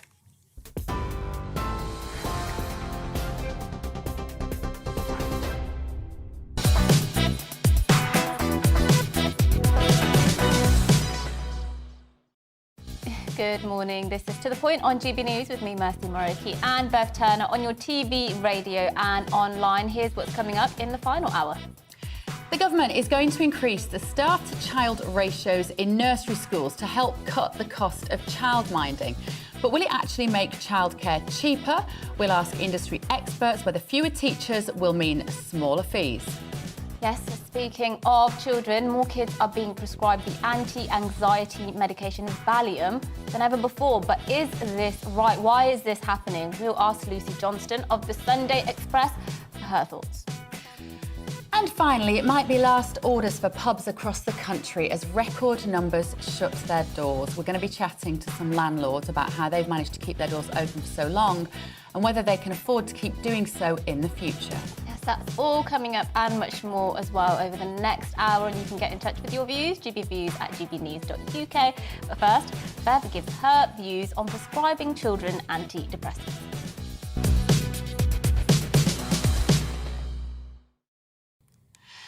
Now, you might have seen this piece that Mercy just mentioned in yesterday's Sunday Express, written by health editor Lucy Johnston. She's going to be here in just a moment. Lucy has shone a light on the hideous numbers surrounding the amount of antidepressants being doled out to children and teenagers in the UK.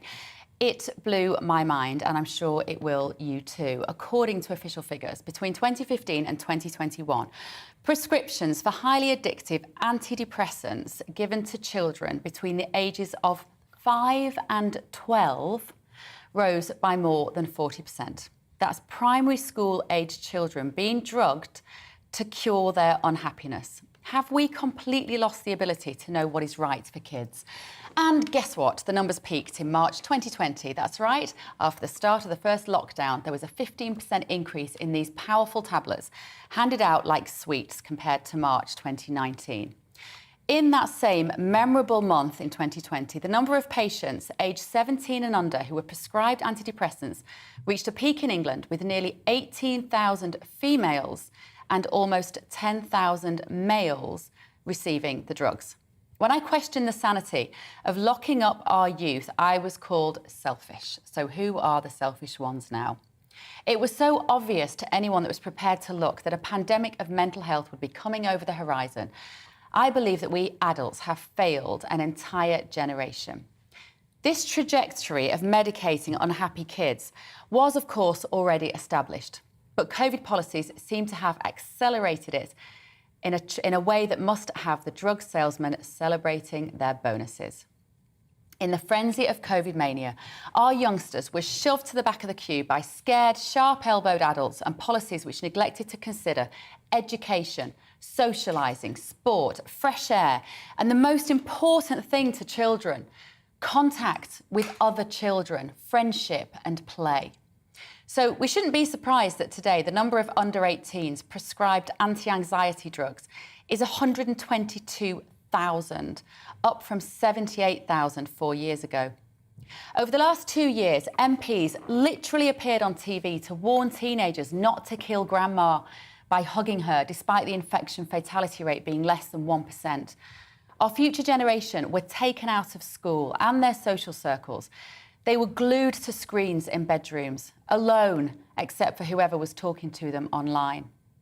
Vulnerable and impressionable, they received the same undiluted diet of fear and propaganda which turned even the hardiest of adults' stomachs.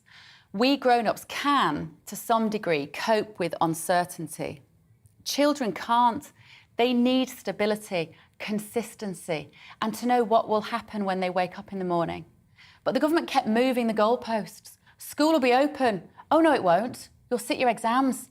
Oh, no, you won't. Sorry. You'll be able to go on holiday with mum and dad. Oh, no, you won't. You can meet your girlfriend in the park. Oh, no, you can't do that either. And this hideous pantomime took its toll on our children's emotional resilience in a way that we are only just starting to understand. There is a whole generation of teenagers who have lost the ability to plan ahead. What was the point when the government could click their fingers and take away their options? So now they've given up, and desperate, mum marches them to the GP where they're given sedatives and happy pills.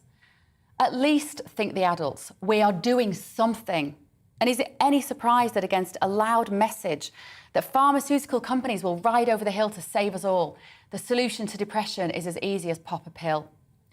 There will be some cases in which adults, of course, benefit from these potentially addictive drugs such as Valium and Librium. But isn't this just a lazy fix when it comes to kids? Shouldn't somebody be taking responsibility for the root cause? Teachers, counsellors, parents themselves. I know it's hard. Believe me, I know it's hard. I am also dealing with the aftershocks of the last 2 years on 3 of my own children. But teaching children that we fix our issues with drugs cannot be the solution. I don't have the solution. The damage is done, and all we have to do somehow is to come together to help these poor children recover from the harm that too many adults caused quite casually and without sufficient concern. But I know that introducing youngsters to a lifetime of pills to fix their troubles is not the solution. Our kids deserve so much better.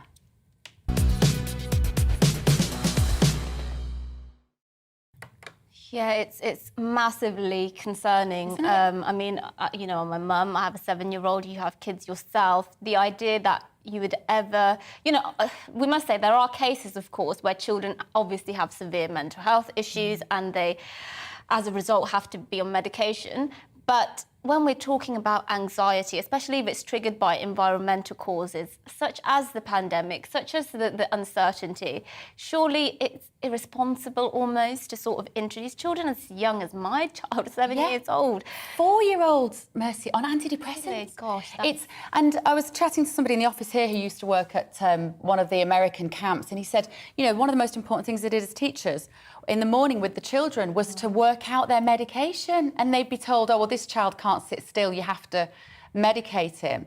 And yet this friend here was saying, but they needed fresh air, they needed good food, they needed exercise, they needed stimulation, they didn't need zoning out on drugs. There is an over-medicalisation, I think, of every single problem we have to have. If your child's a bit fussy, oh, they must have this disease, you know, and I think it's a dangerous road to go down, definitely.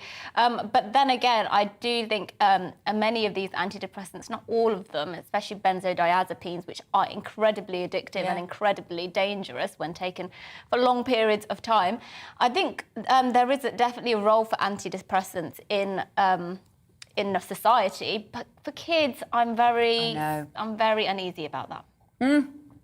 Me too, as you've heard. Let us know what you think. Let us know what you think. gbviews@gbnews.uk. Now, the government is setting out plans to help make childcare more affordable, and this includes increasing the staff-to-child ratio from 4 children per staff member to 5, and in doing so, it hopes to save parents £40 a week if the childcare companies cut fees, that is. Well, not a great amount, is it? Yeah, it's ridiculous. So with no guarantee that this fee cut will actually happen, is this ratio change going to make any difference to struggling parents hoping to return to work? Yes, well, joining us now is Neil Leach, CEO of the Early Years Alliance. Good morning. Look, £40 a week is not going to be much of a saving for parents when they're looking at childcare costs sometimes over £1,000, £1,200, £1,400 in some cases. I think you have to be realistic that £40 won't even materialise. So this is basically a very misleading consultation that the government have put out. Government knows that 9 out of 10 providers will not change their ratios. So if they don't change their ratios, there is no opportunity for them to pass on basically any savings. And actually, of those that said that they may consider changing their ratios, the reality is that only 2% said that they would pass on savings. So this has nothing to do with it. This is a sector that has been grossly underfunded for decades. That's why we have a childcare cost and education crisis at this particular point in time. I mean, my blood was boiling, Neil, when I heard this story today. So we've got this ridiculous situation whereby some, I'm going to say mothers, because predominantly it is the mums. I know that's very sexist, but a lot of mothers, parents, choose between going to work and spending the majority, if not all of their wages on childcare, or not going to work at all. That is the stark decision that they have to make, and it forces a lot of very capable people out of the workforce. So the government have said, right, we've got to do something about this. So what we'll do is we'll just give the children a worse level of care. We'll take it from each child being looked after. Is it 1 to 4 going to 1 to 5? And these are 2 years old. So really all they're saying to us is just accept a worse service. It may not cost you any less. You're just going to get, your children will not be as well looked after. It's that in a nutshell, isn't it? Well, actually, you're absolutely spot on. The reality is simply this, is that we do have some of the highest childcare and education costs in the world. We're at the top of a league table produced by the OECD in terms of how much of a mum's salary is spent on care and education. But we're also right down the rankings when it comes to how much we invest as a percentage of GDP compared to other countries. And government don't seem to understand there is a link between, if you don't put the money in, you continually keep offering these so-called free childcare places, and government knows that they are grossly underfunded. It took us 2.5 years to get them to admit to it, but actually we got a ruling last year that forced them to provide papers that showed that they grossly underfunded this free entitlement offer. And they actually said in those papers, which I'm sure they wouldn't want you to know, is we expect that prices to parents, because we're underfunding these schemes, they will rise by up to 30%. Now they're pretending that they want to support parents. Should have done it a long time ago and should do exactly what other countries do. We hear ministers are visiting France and Sweden, etc., to look at how they operate. They want to be basically selective. They want to pick out just parts of what they do, ratios. They don't want to pick out the parts about how they treat their workforce, how they care for their children, how they care for their mums and their dads in those countries. This is a deceptive consultation. Yeah, indeed. And there was an article, I think it was in the Sunday Times over the weekend, where one of the writers there was arguing that people who don't have children should actually be taxed more. There should be a childless tax, so to speak. These are sort of the innovative, some would say, solutions people are coming up with in order to sort of tackle a number of issues, not least the fact we're not having enough children. What do you think is the solution here? Maybe tax cuts for parents who have young children? I mean, what is it? I think we have to relook at the whole system. This is a patchwork position. We had policy after policy. Different ministers come up with different ideas. This is not a collective, thoughtful approach to care and education. We wouldn't be having this debate, I would suggest, if we were talking about 5-year-olds. Somehow we recognise that if we fail to get it wrong for young children, i.e. 5 and over, that they will cost us a fortune further down the line. But if we get it right, we will get more revenues from them, we will prevent them being ill, crime, you name it. And yet anybody who knows anything about early years will tell you these are the most important years in terms of a child's development. And yet we're not prepared to invest. And Neil, I'm sure you would agree with me that there's never been a time really in history when our toddlers particularly needed more stimulation, more interaction. You know, I bumped into somebody that runs the nursery in my area the other day, and she said, honestly, the children that we're now seeing, they are struggling with their verbal communication because they've been surrounded by adults in masks their entire life, 2 years nearly. You know, they can't socialise, they can't regulate their emotions. And then, off the back of this, the government come along and say, we're going to give them fewer care workers in the classroom. It blows my mind.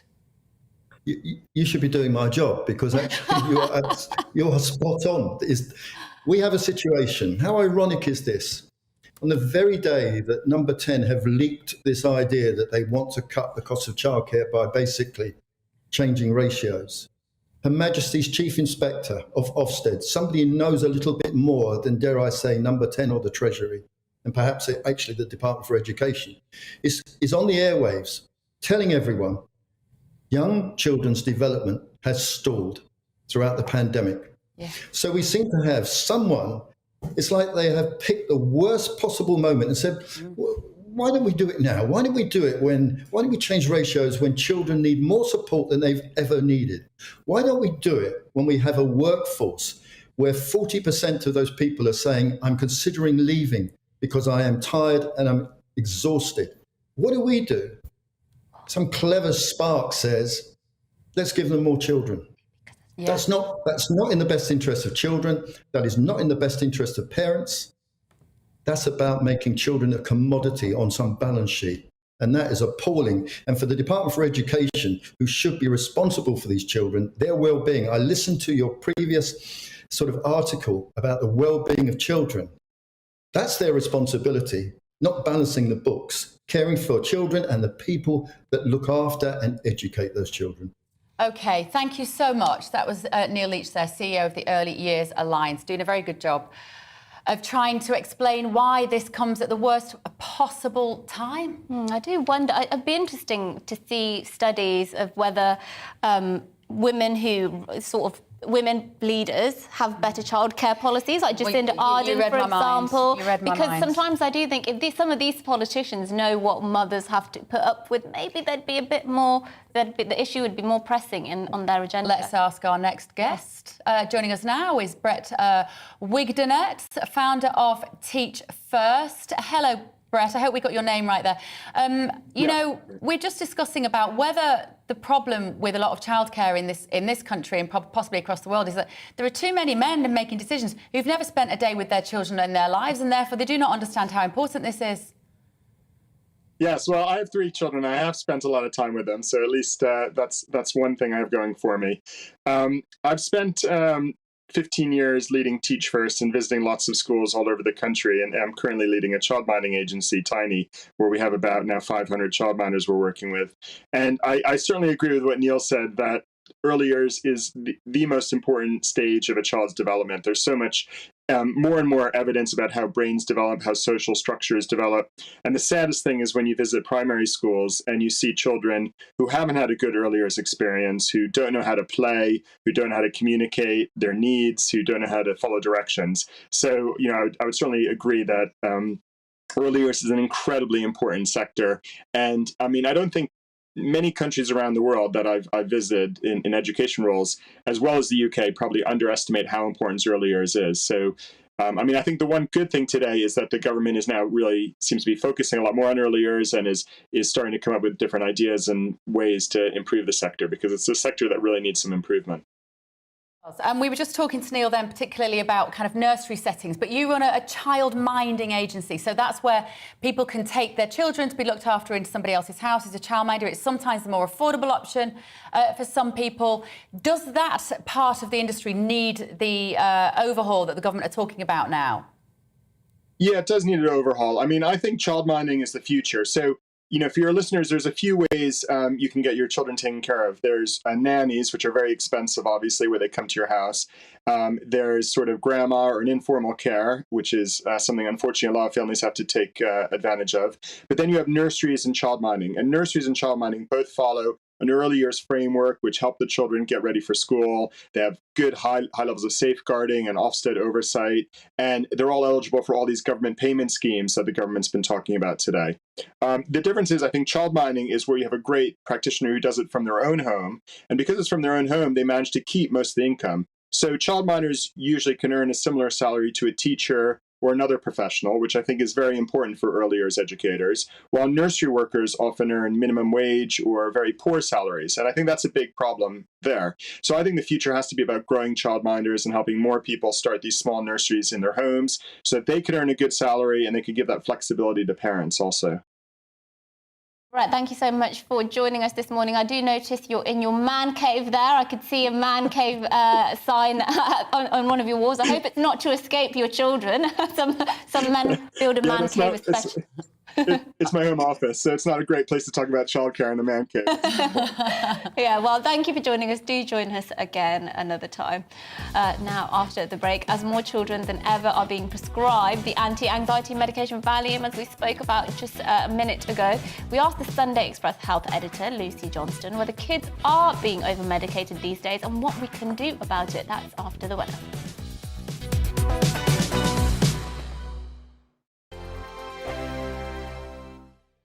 We are GB News. We're right across this great nation. On TV. On radio. On digital. Absolutely everywhere. We don't talk down to you. We embrace all voices with honest and civilised conversation. We are not part of the establishment. We're one of you. And we're only getting started. Join us on GB News, the People's Channel. Britain's news channel.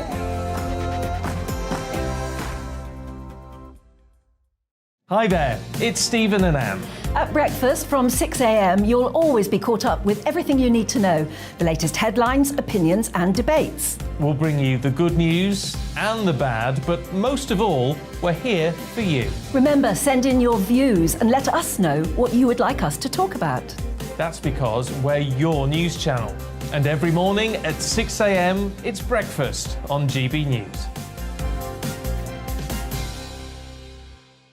My name's Tom Harwood and join me 9:30 a.m. every weekday for The Briefing, your one-stop shop for everything you need to know about what's going on in politics today. I wonder if this is a deal that might need to be like the biscuits in this factory, twice baked. Is there not an opportunity here to win out against the extremes? Tom Harwood, GB News. What are you going to do about it?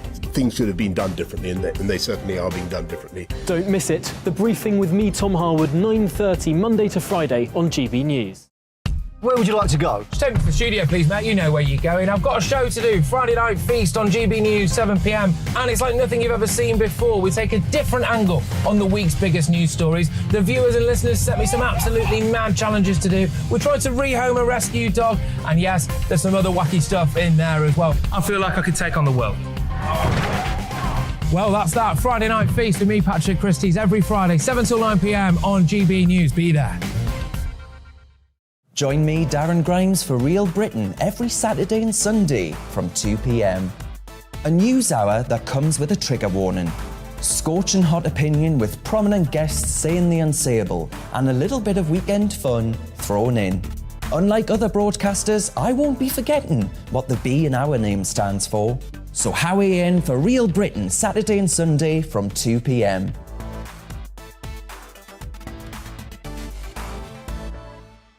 Hello, I'm Patrick Christie's. And I'm Mercy Moroki. Make sure that you join us Monday to Thursday, 10 a.m. until midday, right here on GB News for To The Point.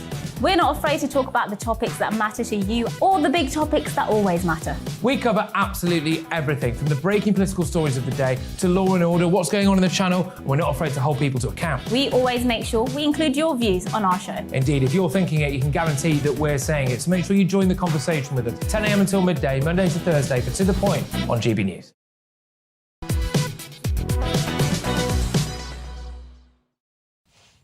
Good morning, it's 11:27 and this is To The Point with me, Mercy Moroki, and Bev Turner on GB News. We're live on your TV, online and radio. Now, you might have heard me talking about this just a minute ago in my monologue, but new figures from the NHS in England show that children are being prescribed anti-anxiety medications in record numbers. More than 122,000 under 18-year-olds were prescribed them over the past year. We're going to talk about this now. I'm so happy to say that the journalist who wrote the piece that I was talking about has joined us in the studio. Lucy Johnson from the Sunday Express. Sunday Express. Health editor. That's right. Now, it got a lot of response, this piece, yesterday when it went online. I know it made a lot of noise on social media and it alerted me to this particular issue. Why did you feel the need to write it?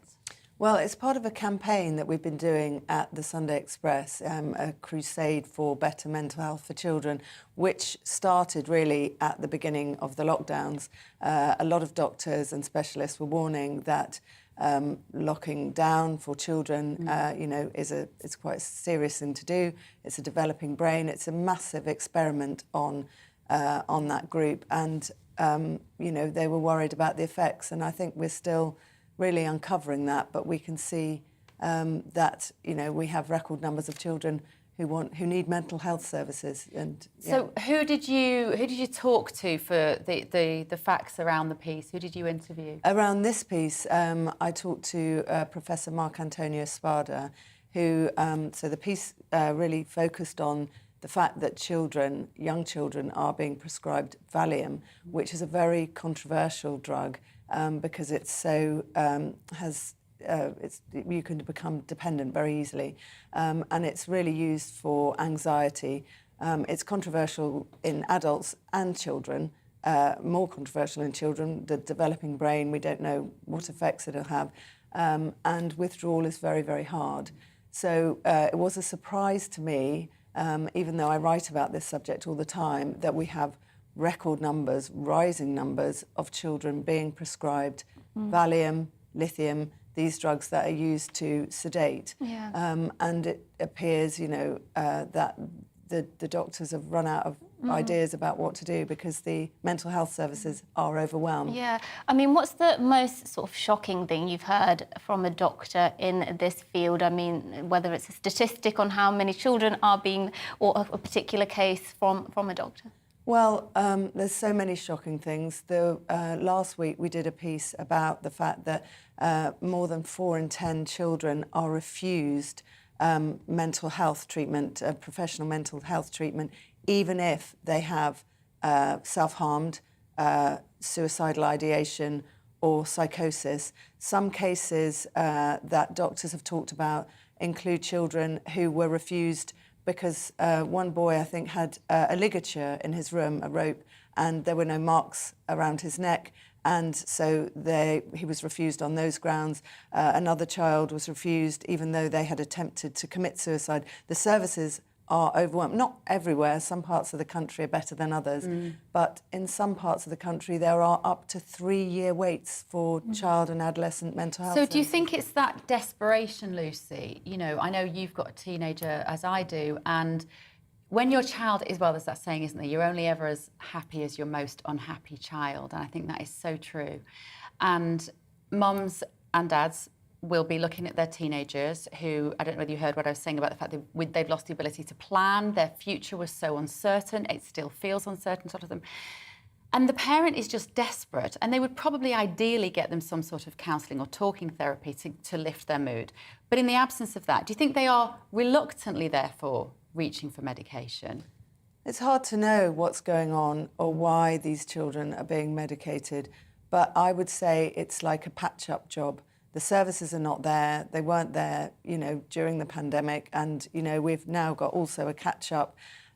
We have, I think, one child being referred to mental health services every 30 seconds now. It's racing towards 1 million referrals a year.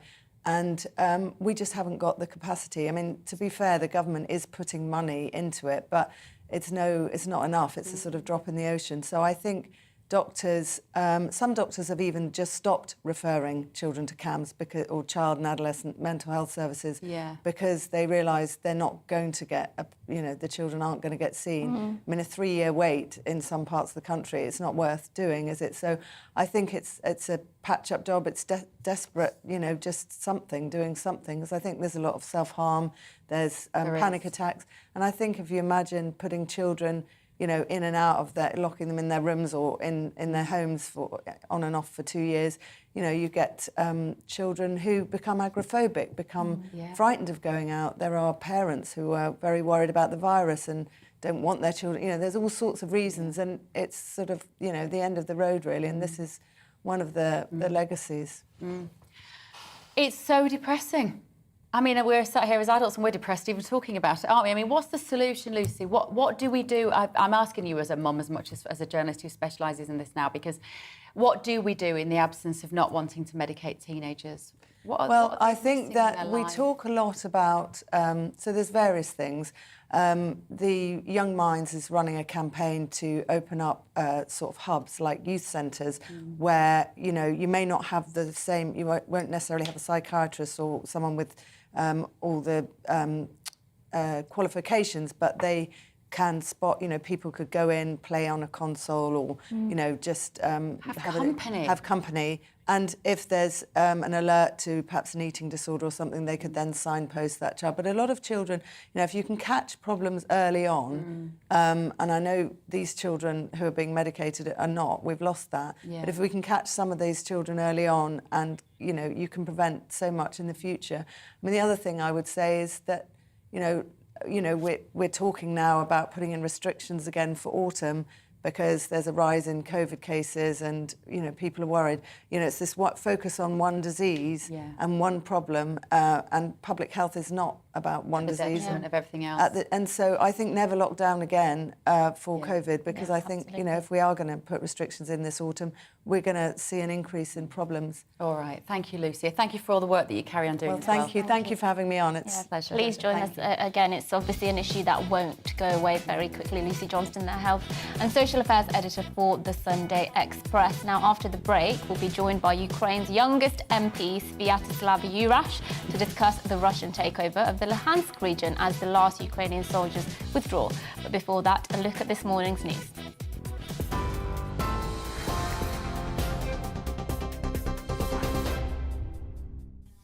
It's 11:35. I'm Rosie Wright. Let's get you up to date here on GB News. Danish police say there's no indication the deadly shooting in Copenhagen yesterday was an act of terror. At least 3 people were killed. 4 were critically injured when a gunman opened fire in one of the biggest shopping centres in the country. A 22-year-old Danish man is appearing in court today. The Prime Minister is facing further calls to explain what he knew about allegations of inappropriate behaviour involving MP Chris Pincher before giving him a job. Boris Johnson is alleged to have called him Pincher by name, Pincher by nature, before making him Deputy Chief Whip of the Conservative Party. Mr Pincher resigned last week as Deputy Chief Whip and was suspended from the Conservative Party for allegedly groping 2 men. 6 new allegations have come to light since, all of which Mr Pincher denies. 8 protesters have been arrested after go-slow motorway demonstrations against high fuel prices took place this morning. The eastbound carriageway of the River Severn crossing has been closed. Several other slow-driving demonstrations have also been taking place across the UK today. It's as the price of petrol hit a record high of more than 191.5 pence per litre. The Foreign Secretary Liz Truss is expected to pledge today Britain's support to Ukraine for the long haul. Ukraine's forces withdrew from the bombed-out city of Lysychansk, the last major city in the region to fall to Russia, saying it was a tactical decision to save lives. The Ukrainian President Volodymyr Zelensky has vowed to regain lost territory as Russia claimed full control of the eastern Luhansk region of the country. TV, online and DAB+ radio, this is GB News.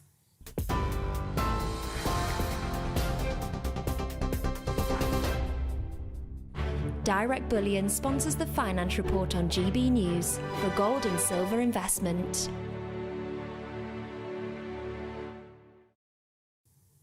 Here's a quick snapshot of today's markets. The pound buys you $1.213 and €1.161. The price of gold currently stands at £1,487.57 per ounce. Direct Bullion sponsors the Finance Report on GB News for physical investment. We are GB News. We're right across this great nation. On TV. On radio. On digital. Absolutely everywhere. We don't talk down to you. We embrace all voices with honest and civilised conversation. We are not part of the establishment. We're one of you. And we're only getting started. Join us on GB News, the People's Channel. Britain's news channel.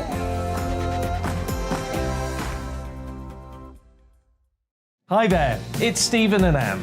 At breakfast from 6 a.m, you'll always be caught up with everything you need to know, the latest headlines, opinions and debates. We'll bring you the good news and the bad, but most of all, we're here for you. Remember, send in your views and let us know what you would like us to talk about. That's because we're your news channel. And every morning at 6 a.m, it's breakfast on GB News. My name's Tom Harwood and join me 9:30 a.m. every weekday for The Briefing, your one-stop shop for everything you need to know about what's going on in politics today. I wonder if this is a deal that might need to be like the biscuits in this factory, twice baked. Is there not an opportunity here to win out against the extremes? Tom Harwood, GB News. What are you going to do about it?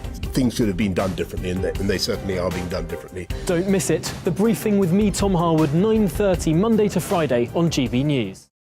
Where would you like to go? Just take me to the studio, please, mate. You know where you're going. I've got a show to do. Friday Night Feast on GB News, 7 p.m. And it's like nothing you've ever seen before. We take a different angle on the week's biggest news stories. The viewers and listeners set me some absolutely mad challenges to do. We tried to rehome a rescue dog. And yes, there's some other wacky stuff in there as well. I feel like I could take on the world. Well, that's that. Friday Night Feast with me, Patrick Christie's, every Friday, 7 till 9 p.m. on GB News. Be there.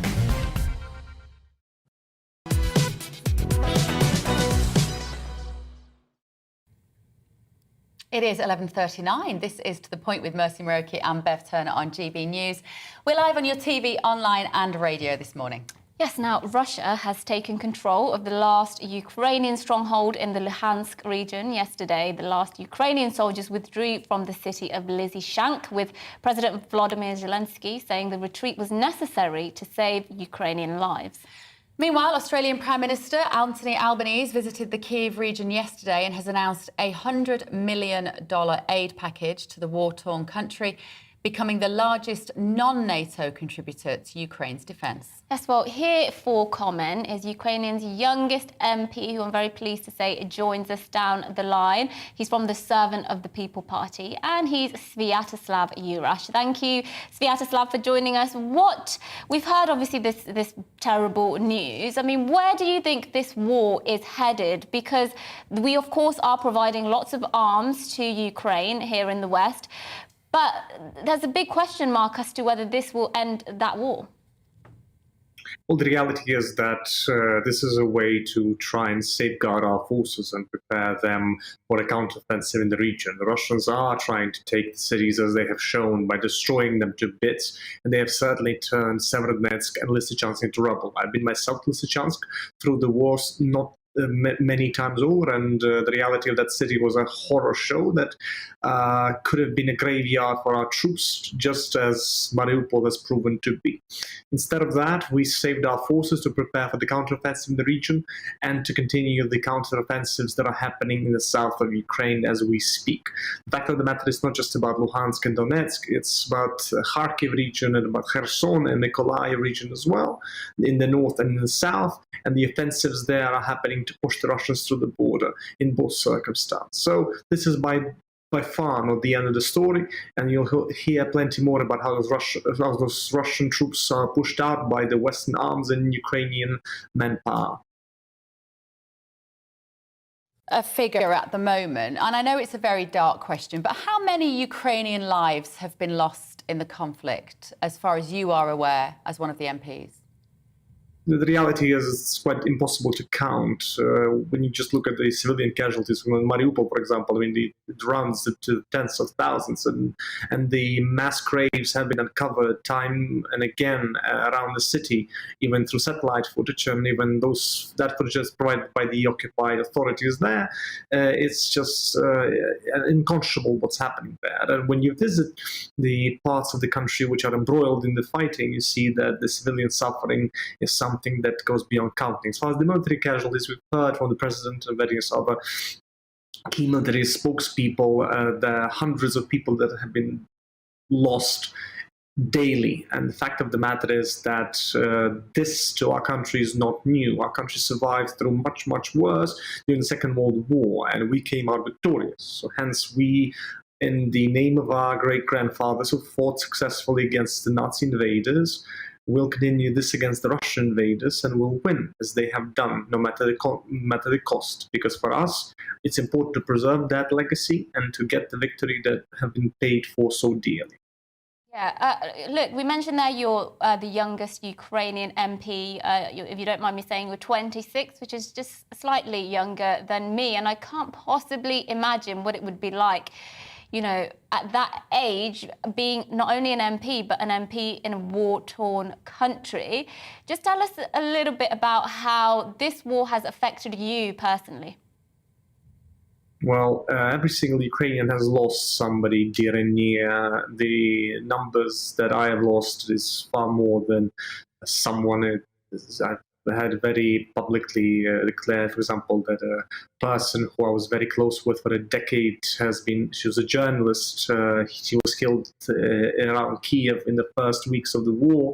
And since then, a lot of other people that I was working with knew or have been my comrades in arms throughout the battle around Kiev have died all around the battlefields of the East. Myself, after the death of the lady which I mentioned, I have been mobilized on 15th of March and I have joined the fight around Kiev personally.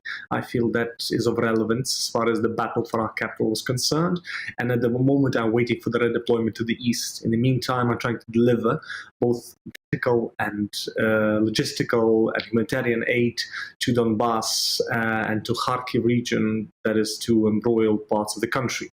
The regions embroiled in the fighting, and we'll continue doing that until I am finally redeployed there. I can join my comrades in arms in the battle, as I have done around Kiev. So it's not just about MP's work, by no means. Sviatoslav, this war has been unlike anything that we've ever seen before in modern times, with the use of social media and visual images and quite kind of cinematic filming of, particularly of your president, Zelensky. And sometimes when these images surface of, say, movie stars, or we had Richard Branson from the UK over there coming over and meeting the president, sometimes there's a bit of scepticism, and sometimes they can feel that you're losing a bit of the public. Explain to us, help us understand how those meetings are able to happen within a war zone and what the value of those meetings are. Well, the reality is that Kiev, our capital, has been liberated, and Russian forces have been moved out of Kiev region entirely, and not just Kiev, but the north of the country. We won several battles already in the north and in parts of the east of the country. So that's why those trips that you are speaking about are happening. And those trips are much appreciated because they help keep the war that Russia has started here in Ukraine in the minds and hearts of very many people who have tried to ask the question of why this is happening in modern day and age in Europe. But the reality of the matter is we see that the West cares, we see that the West joins in many different ways, and we hope that this expands in some of those ways that are needed to end this horror happening in front of our eyes daily. Okay, thank you very much. That is the youngest MP we've heard from Ukrainian, from the People's Party, Sviaslav Jurash. Thank you ever so much for joining us. It's remarkable how long that's going on. You know, we thought this was going to be, I remember being on GB News that week actually when the war broke out, and we thought it might be over quite quickly and Russia would probably be defended. Yeah, and it's not looking that way now. No, it's not. But back here at home for our last story, it's last orders for pubs across England and Wales, for many pubs anyway, as many more seem to be closing their doors. In fact, real estate consultancy Altus Group said there are fewer pubs now than ever before on record, with the number of open pubs falling below 40,000 pubs for the first time.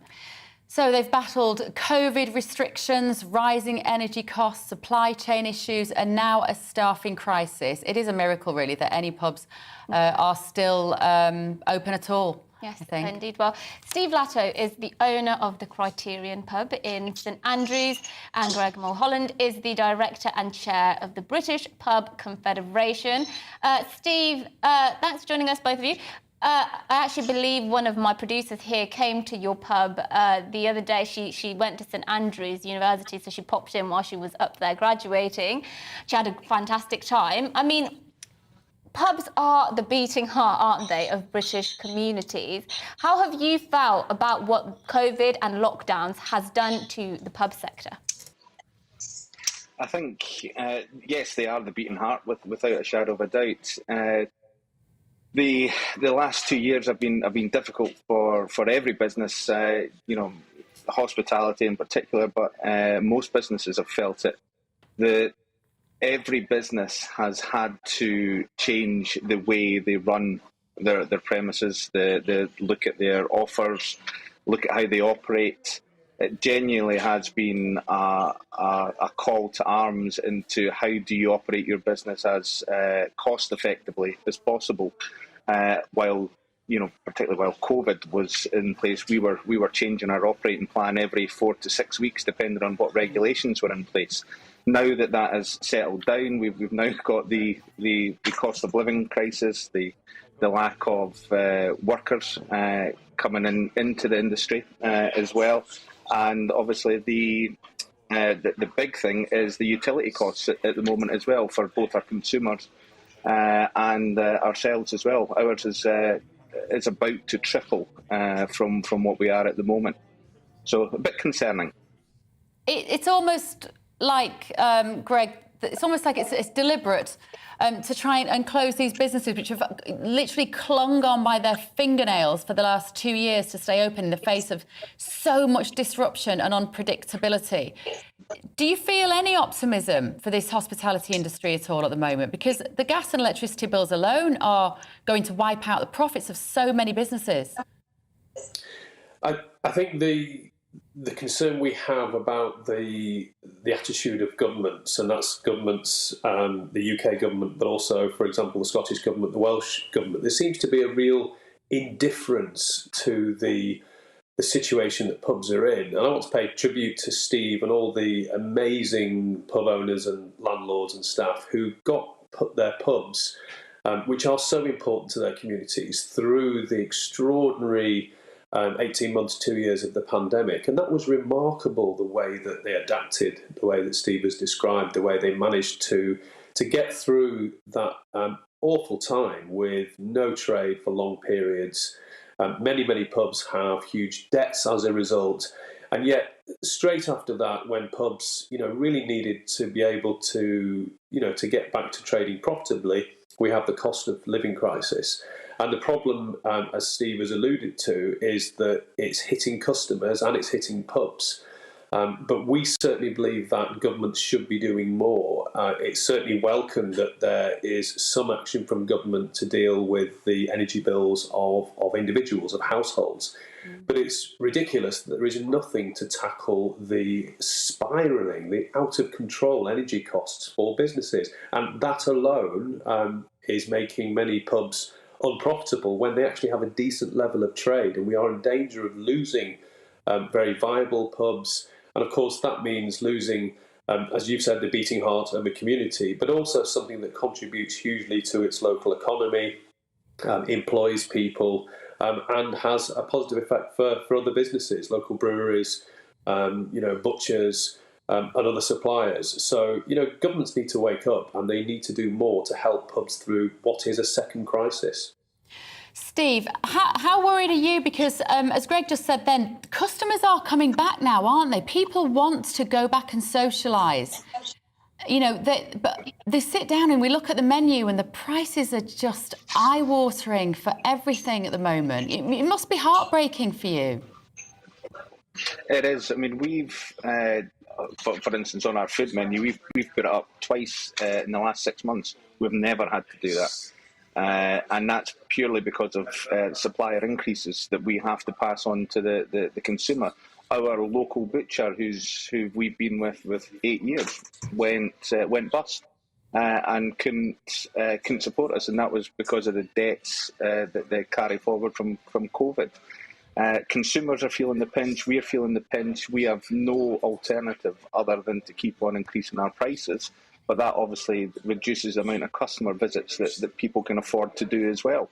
And unfortunately, the pubs that will be closing are the ones that probably aren't keeping in line their pricing with the costs that are coming in, because they feel they can't pass those costs on, and particularly in price-sensitive areas, it's so difficult to even put 5p, 10p on a pint of beer, and we see it with our staffing side of it as well. We increased our staff wages by 5% to help them cover the cost of living. So we're trying to keep everybody in line, and it's becoming more and more difficult. And if you put on top of that the likes of, if you're on a rental property, some people have CPI increases or RPI increases, which are linked to inflation, which is obviously going to be mammoth coming in the next 6-12 months. And you know what, Greg, you know what also I find really depressing is when we're talking about all this income, and I think about this economy, these economic issues, and I think about what the pub is and what we're losing as humanity if we lose our pub. You know what you lose when you lose the pub? You lose the place where you might meet your husband or your wife. And on a very basic level, a lot of people still go to the pub to pull. Apologies, Mother, if you're watching. That's not me now. But, and in terms of what it is to be a human being, you want to go and let your hair down and relax and have fun and see your mates. And Greg, we're really at risk of losing that, aren't we? We're all stuck in our home drinking a cheap bottle of wine from the supermarket. I don't want that. Yeah, well, I couldn't agree with you more, and I do worry about this indifference and this sense somehow that pubs are just other types of businesses and therefore are expendable. Some of our pubs have been serving their communities for hundreds of years. They're part of the fabric of those communities. Yeah. They're part of our history and our heritage. And indeed, I think one of the wonderful things about pubs, I mean, I could walk into Steve's pub, and I'll certainly do that next time I'm in St Andrews. You pop in and you find people to chat to, and you meet people that you never would have met in any other circumstance, whether that's your local pubs or whether that's popping into pubs in other areas when you are visiting other parts of the country, whether you're on business or on holiday. And I really, it's very easy for our politicians to have pictures outside pubs and breweries and say how marvellous things are, but there is scant recognition in law of the importance of pubs, and I really want to see that. That's something that Thank you guys. I think we all do, yeah. Keep up the good work. Keep fighting the good fight, and we'll keep buying those pints when we can. Yes, well, thank you, Steve, from the Criterion Pub in St Andrews, and Greg Mulholland there was the director and chair of the British Pub Confederation, which sounds like a good job to have, I would say. Probably not too cheery at the moment, but we wish all the pubs in England and all over the country all the best, of course. Little reminder, every Wednesday we hand our show over to you. It is your show, full of your ideas and what you want us to talk about. So please let us know the subjects that need covering, the questions that need answering, who we should be talking to. Email us to the point at gbnews.uk. Patrick's off all week. I'll be keeping Mercy company. Yes, indeed. Now, that's it from us here at To The Point, but we will absolutely be back tomorrow. Don't go away, though, yet, because up next is The Briefing with Tom Harwood. See you tomorrow. See you tomorrow. Hello again, I'm Aidan McGivern from the Met Office. A breezy day with showers in the north, but drier weather further south with some sunshine, although there is a lot of cloud at the moment as a couple of features sink south across the UK. Low pressure to the north, but high pressure is edging in, and that through the week will bring more and more settled weather, drier and warmer conditions for many, but not for all, because there will be some rain at times in the north and northwest especially, and a keen breeze at times, and that's the case through the rest of the day. The showers continuing for northern England, Scotland and Northern Ireland. Some heavy downpours for northeast Scotland, and that blustery breeze making it feel cool, 17 or 18 Celsius. But further south, with some sunshine coming through away from areas of cloud, 22 to 24 Celsius, so feeling warm with lighter winds. Through the evening, any showers in the north tend to fade away, but there'll still be a few continuing for the north and northwest of Scotland, 1 or 2 coming into northwest England, North Wales. More persistent rain perhaps for Northern Ireland, where it will be cloudy and 12 degrees.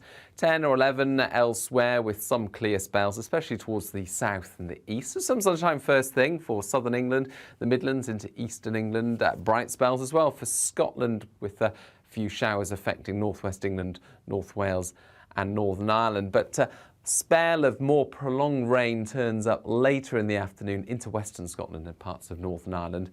And again, high teens in the north, low 20s further south, not quite as warm, and actually a fair amount of cloud again for central and southern parts of the UK. So although the trend through the week is for dry conditions in the south and changeable in the north, there will be a lot of cloud for many. And it's going to be a damp day on Wednesday for western Scotland and Northern Ireland. Further south, some sunshine, and turning warmer Thursday and Friday.